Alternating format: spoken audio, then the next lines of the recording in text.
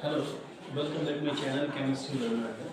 Guys मैं फिर आज एक नया टॉपिक लेके आया हूँ। इस टॉपिक का नाम है कार्बन। कार्बन का हम बात करेंगे तो कार्बन को समझने से पहले एक छोटा सा क्वेश्चन में पिछले वीडियो का क्वेश्चन लेके आया हूँ, जिसमें क्वेश्चन आपसे पूछा जा रहा है which carbon ion is most stable. यानी कि इनमें से तीन ऑप्शन दिए हुए हैं, इन तीनों ऑप्शन में से आपको उस ऑप्शंस को चूज करना है, टिक करना है कि जो आपको लगे ज्यादा स्टेबल। गाइस जैसे कि स्टेबिलिटी एक बहुत ही इंपॉर्टेंट टर्म है जो कि हर कंपाउंड को स्टेबल होने की जरूरत रहती है, और यहाँ पे जो इनकी स्टेबिलिटी डिस्टॉर्ट हो रहा है, यहाँ पे जो इसकी स्टेबिलिटी कम हो रही है, उसके पीछे का जो मुख्य कारण है इलेक्ट्रॉन रिच नेचर। इलेक्ट्रॉन जब ज्यादा रिच होता है तो रिचनेस की वजह से, ज्यादा रिच है इलेक्ट्रॉन तो उस ज्यादा इलेक्ट्रॉन होने की वजह से भी लाइक अ बोझा, आप ऐसे समझ सकते कोई व्यक्ति अगर अपने क्षमता से ज्यादा बोझा रखता है, बोझा it means weighted like a coolie, तो उसको दिक्कत आती है, वो स्टेबल नहीं, वो चाहता है जल्दी से मैं इस बोझा को गिराऊं। तो यहाँ पे बोझा जो वर्ड यूज किया जा रहा है दैट वाज इलेक्ट्रॉन पेयर। तो यहाँ पे इलेक्ट्रॉन की अधिकता की वजह से कार्बन के ऊपर एक बहुत बड़ी बोझा है, दैट वाज इलेक्ट्रॉन पेयर। ये चाहता है किसी तरीके से इस इलेक्ट्रॉन्स की जो भारीनेस है उसको कम किया जाए, जो रिचनेस है इलेक्ट्रॉन्स की वो कम किया जाए। तो आपको यहां से बताना है कि कौन सा वाला ज्यादा स्टेबल है। इसका कॉन्सेप्ट आप देखेंगे तो आप मुझे पूरा विश्वास आप समझ जाएंगे। कॉन्सेप्ट ये कहता है, तो ध्यान सुनना, कॉन्सेप्ट ये कहता है कि तो कार्बन 2p है, ये भी 2p है, ऑक्सीजन के पास भी इलेक्ट्रॉन है, ऑक्सीजन के पास भी इलेक्ट्रॉन है, यहां पर भी इलेक्ट्रॉन है और यहां पर भी इलेक्ट्रॉन है। इलेक्ट्रॉन तो ऑक्सीजन पे भी, सल्फर पे भी और सिलिकॉन पर भी है। जब इलेक्ट्रॉन इन तीनों एलिमेंट्स में है और ऑलरेडी कार्बन के पास इलेक्ट्रॉन ज्यादा है, तो ऐसे केस में तो इस इलेक्ट्रॉन का और इस इलेक्ट्रॉन का आपस में तो रिपल्शन हो रहा होगा। जब रिपल्शन इलेक्ट्रॉन्स का होता है तो वो कंपाउंड तो और अनस्टेबल हो जाता है, अनस्टेबल हो जाता है, अस्थायी बन जाता है। तो हम कैसे गैस करें? तो इसका सिंपल सा प्रमाण ये है कि हम जानते हैं 2p ये हमारा 2p 3p और ये हमारा 2p 4p। आप ये बात समझ चुके होंगे कि जब ऑर्बिटल्स जब सेम होता है तो सेम ऑर्बिटल में इलेक्ट्रॉन ज्यादा दिखते हैं। उदाहरण के तौर पे मान लेते हैं कि यहाँ पे कार्बन है, इसके पास इलेक्ट्रॉन ज्यादा है, और यहाँ पे फलाना कोई दूसरा एलिमेंट है, मान लो ऑक्सीजन, इसके पास इलेक्ट्रॉन, चूंकि दोनों 2p का होने पर यहाँ पे जितना इलेक्ट्रॉन ज्यादा होगा यहाँ पे उतना इलेक्ट्रॉन ज्यादा होगा, तो यहाँ पे इलेक्ट्रॉन आपस में क्या होगा बेटा, रिपल्शन हो जाएगा। और रिपल्शन अगर होगी हिंदी में इसे हम कहते हैं प्रतिकर्षण अगर होगा तो इसकी स्टेबिलिटी नहीं बन पाएगी। तो ये स्टेबिलिटी कैसे कम होता है? स्टेबिलिटी कम होने के पीछे का जो कॉन्सेप्ट है वो है बेटा पोलराइजेशन का कॉन्सेप्ट। पोलराइजेशन जहां पे इलेक्ट्रॉन को पुल किया जाता है। इलेक्ट्रॉन कैसे पुल होगा? इलेक्ट्रॉन पुल होगा उसके साइज पर। हम यहाँ पे साइज देखेंगे।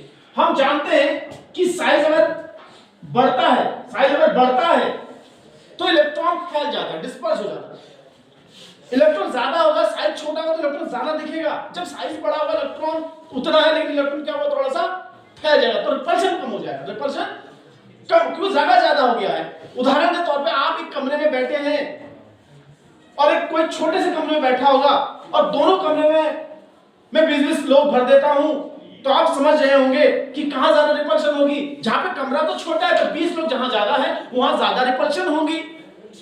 यहां पे रिपल्शन डिपेंड करता है, यहां 2p है, यहां पे 2p है, दोनों सेम है और इलेक्ट्रॉन दोनों पे ज्यादा है, रिपल्शन ज्यादा होगा, तो आप समझ सकते हैं कि ये ज्यादा अनस्टेबल हो जाएगा।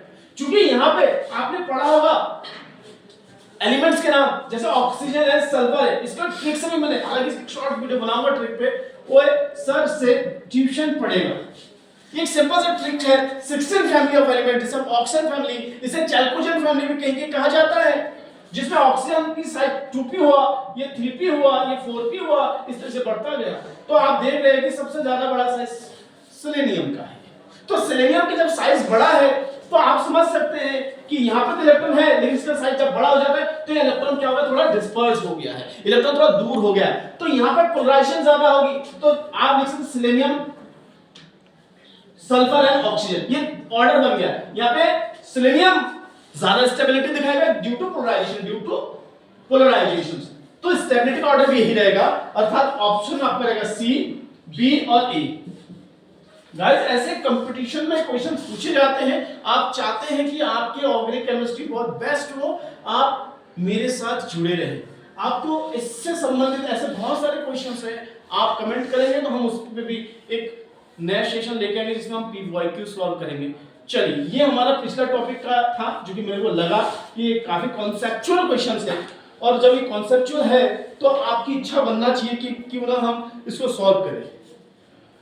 ठीक, तो कैसा लगा ये क्वेश्चन आप कमेंट में कर पाते। वीडियो पे जब आप अपनी राय देते हैं तो उससे क्या होता है, चीजें और इंप्रूव हो गया, और इंप्रूवमेंट होना चाहिए, हर चीज में इंप्रूवमेंट होता है, सुधार जिसे हम कहते हैं। तो उसी तरीके से एक टॉपिक और आ गया, कार्बन। अब हम कार्बन की बारे में बात करते हैं, what is a carbon, right.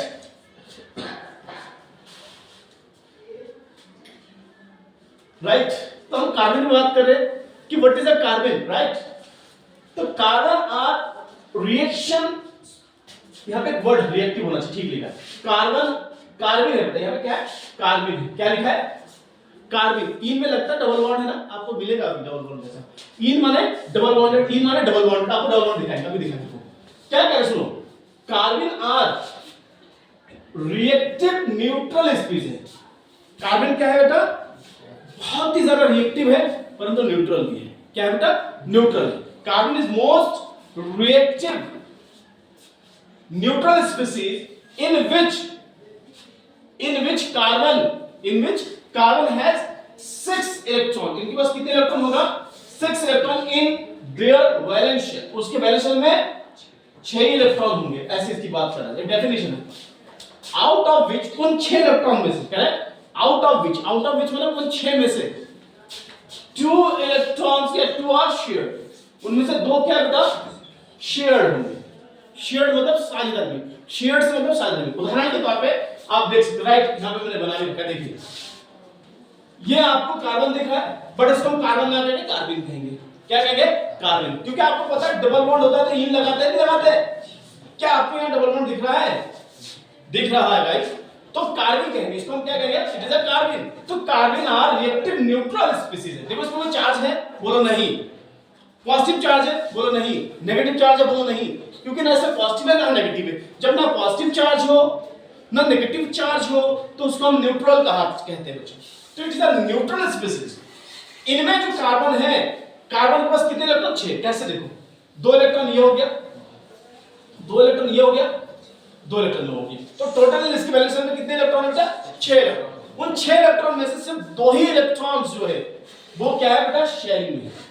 तभी क्या आ गया, out of which 2 are shared, उसमें से 2 क्या है बेटा, शेयरिंग में, शेयर्ड यानी साझेदारी में, राइट। तो अब प्रश्न आता है कि इसको बनाते कैसे। बेटा सिंपल सा उदाहरण यहां देखिए, आपने होमोलिटिक फिजन पढ़ा। होमोलिटिक फिजन में मतलब जहां पे किसी बॉन्ड की ब्रेकिंग कुछ इस तरीके से होता है कि दोनों एटॉम के पास एक एक इलेक्ट्रॉन चला जाए, राइट। तो जब भी आप फ्री रेडिकल देखेंगे या जब भी आप होमोलिटिक फिजन करेंगे उसके लिए हमें क्या करना, सनलाइट ली जाएगी प्रेजेंट में, जिसे HNu से भी डिनोट किए जाते हैं, और यहां पे सोडियम हाइड्रोक्साइड का प्रयोग किए जाते हैं। तो देखिए यहां पे हम होमोलिटिक फिजन करेंगे तो ये 2 बॉन्ड है, इसमें 2 इलेक्ट्रॉन है, इसमें 2 इलेक्ट्रॉन, तो 1 इलेक्ट्रॉन इधर शिफ्ट हो जाएगा और 1 इलेक्ट्रॉन इधर, 1 इलेक्ट्रॉन इधर शिफ्ट होगा और 1 इलेक्ट्रॉन इधर। और जब भी हम होमोलिटिक फिजन करते हैं उस होमोलिटिक फिजन के लिए हम हाफ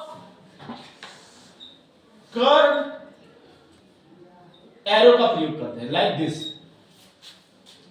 हुक लाइक हुक। मछली मारने वाला, कभी आपने मछली मार होगी, पर मछली मारना बहुत पाप है, मछली खाना बहुत पाप। मछली हालांकि उसमें न्यूट्रिएंट होता है, पोषक होता है, लेकिन वैसे नहीं खाना चाहिए आपको। चलिए देखिए, तो आप यहां देख सकते हैं ये कार्बन है बेटा,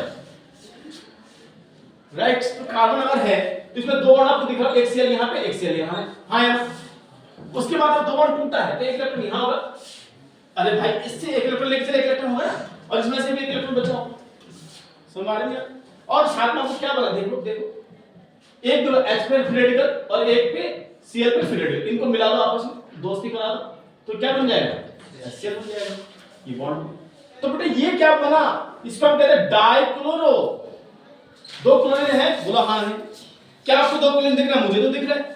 तो डाइक्लोरो कार्बिन, इसका नाम क्या हुआ? डाइक्लोरो कार्बिन हो, कार्बिन ही डबल बॉन्ड, एक बॉन्ड दो बॉन्ड, डाइक्लोरो कार्बिन इसका नाम हो गया। अब हम बात करते हैं इसकी प्रिपरेशन पे।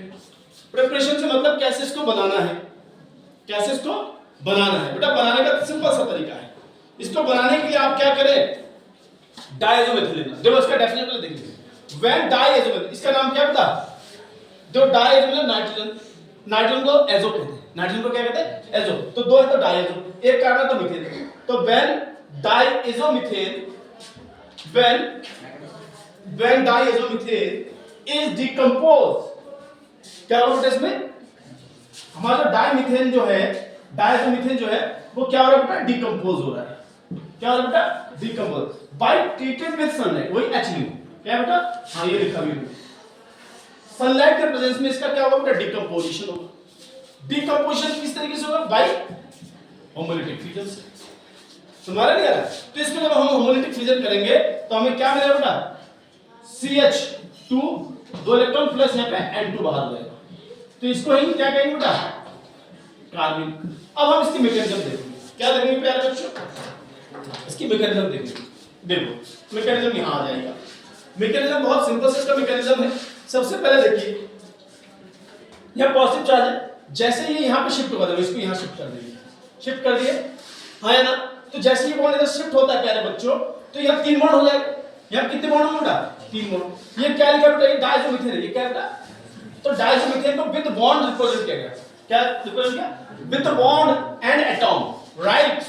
तो कार्बन और बॉन्ड और एटॉम को हमने बनाया। तो देखो बेटा ये जैसे इधर शिफ्ट हो जाएगा तो यहाँ पे कितना, तुम सोचो, पार्शियल बॉन्ड बनेगा, बनेगा नहीं बॉन्ड? उस बॉन्ड बनने से इस नाइट्रोजन में इलेक्ट्रॉन बढ़ेगा, बढ़ेगा नहीं बढ़ेगा? तो क्या नाइट्रोजन पांच बॉन्ड बना पाता है? नहीं। क्या बना पाता है? नहीं। तो क्या होता है? ये वाला बॉन्ड इधर को शिफ्ट हो जाएगा। होगा कि नहीं होगा? सोचो, होना चाहिए कि नहीं होना चाहिए? होना चाहिए कि नहीं होना चाहिए? होना चाहिए। होना चाहिए नहीं होना चाहिए? होना चाहिए। तो क्या हुआ, ध्यान दो बेटा, आपको एक बॉन्ड में कितने इलेक्ट्रॉन होते हैं? दो इलेक्ट्रॉन, हाँ या ना? तो ये CH2 करो, यहाँ पे दो इलेक्ट्रॉन दिखा दिया, हाँ या ना? देखो ना भाई, ये वाला जो बॉन्ड है इसमें कितने इलेक्ट्रॉन है? दो। तो इस बॉन्ड को तोड़ के इधर आ गया, और यहाँ पे एक बॉन्ड है, एक नाइट्रोजन ट्रिपल बॉन्ड बनाना है, ठीक है? और इसमें कौन सा चार्ज? पॉजिटिव, क्योंकि मैंने आपको पहले बता दिया नाइट्रोजन तीन बॉन्ड बनाता है, यहाँ पे कितना बॉन्ड है? चार। तो इसलिए इसमें कौन सा चार्ज है? Positive charge. तो इस पॉजिटिव को न्यूट्रल करने के लिए ये बॉन्ड क्या करेगा? अपने बॉन्ड के साथ चला जाएगा यहाँ पे। तो क्या होगा, ध्यान दो, कार्बन है, बोलो हाँ, कितने अच्छे? दो। कितने इलेक्ट्रॉन बचा इसमें? दो इलेक्ट्रॉन, प्लस यहाँ पे n इधर शिफ्ट हो गया, पॉजिटिव चार्ज न्यूट्रल होने से क्या होगा? n बन जाएगा, जो कि N2 है, जो कि क्या है? नाइट्रोजन गैस है। समझ गए? तो ये हमारा क्या बन गया? ये हमारा डाई, सॉरी इसका नाम क्या है हमारा? इसका नाम क्या बेटा? हमारा कार्बिन। हमारे कार्बन बन के रेडी हो गया। तो ऐसे बेटा नाइट्रोजन भी होता है, ऐसे क्या होता है? नाइट्रोजन होता है। तो ये वीडियो कैसा लगा? एक सिंपल कॉन्सेप्ट क्वेश्चन है जो कि आ सकता है एग्जाम में, 2 नंबर का, और कई बार पेपर में एग्जाम में आपके MCQ में भी पूछा जाता है कि कार्बन बनाने की विधि कैसी है, होमोलिटिक या हेटेरोलिटिक? होमोलिटिक। किस तरह से बनाया जाता है? किसकी प्रेजेंस में? तो आप बोलोगे सनलाइट की प्रेजेंस में। कौन सी प्रक्रिया होता है? डिकम्पोजिशन प्रक्रिया होता है। क्या लिया जाता है? आप बोलोगे डायजोमीथेन लिया जाता है। ये जो लिखा है ना बेटा, CH2 से डायजोमीथेन। थैंक यू, आपने पूरा वीडियो देखा, और कैसा लगा जरूर कमेंट करना। Thank you guys, bye bye.